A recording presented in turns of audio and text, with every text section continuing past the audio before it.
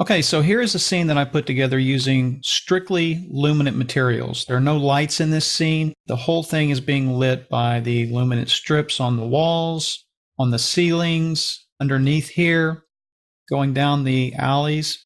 So you can see that's a very powerful way to work. It all works on global illumination, and we have a lot of reflective material. Now, the downside is that renders can take a long time when you're working like this, but you get very realistic feel to your scenes. So I'll just show you the little animation. Goes down, knocks the pins down. Okay.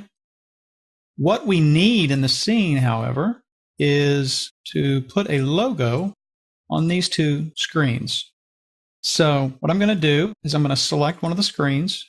And then I'm going to come over here and I'm going to find out where that item is. And I know it's in this above pins and it's the TV screen because it's lit.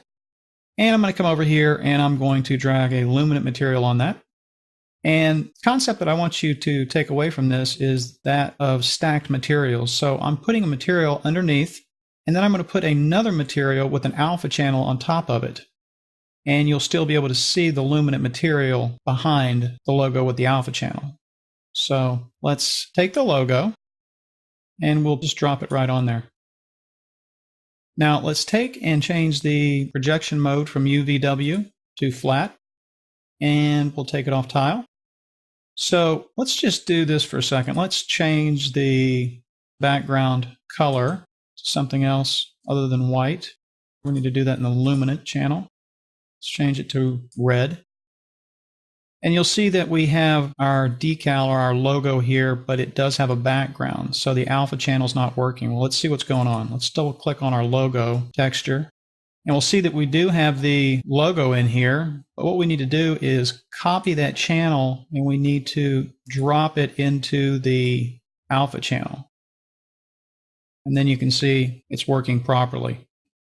So let's take this back, change that back to white. And let's take a look at this over here. I'm going to turn on our lines. Just pull up a little closer to this. And I'm going to select this. You can see that it's right here. I'm going to, again, put a white luminant background, so it will be giving off light when we render again. But let's say that we wanted to just put this logo in a few of these squares. Well, we could do that. We could come over here, grab our polygon tool, and grab our live selection tool, and we could select, let's say, that polygon right there. Then we could take our logo and drop it on there. Now let's try and get up here so that we can see what we're doing.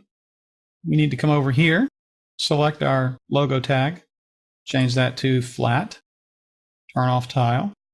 Then we need to turn on our texture so we can see our grid, and so we can move this around like this.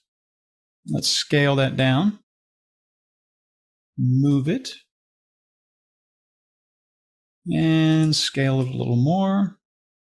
Maybe like that. And then just move that around. So that's one. Let's go back and grab our selection tool. Select this again. Let's select our polygon tool. Let's say that that's the next one that we want. Again, we'll take our logo. We'll drag it onto there. You can see that this is creating selection tags when we drop this on here. So let me select this next one, go back to flat, turn on our texture tag. We will turn off tile. And again, we need to move this around and scale it down until it fits in there properly. So we could just continue selecting these and dropping them on, and it would create a selection tag each time. And these are working with alpha channels.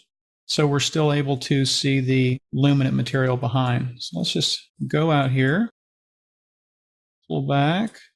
Let's try and get ourselves another render here. Let's click go. And that's the ambient occlusion working. It's got all the photons, it's shooting all over the place. All right, so that works fine.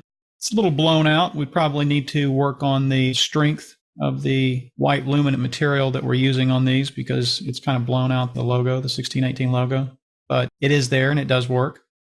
So that's how you work with textures with alpha channels here in Cinema 4D.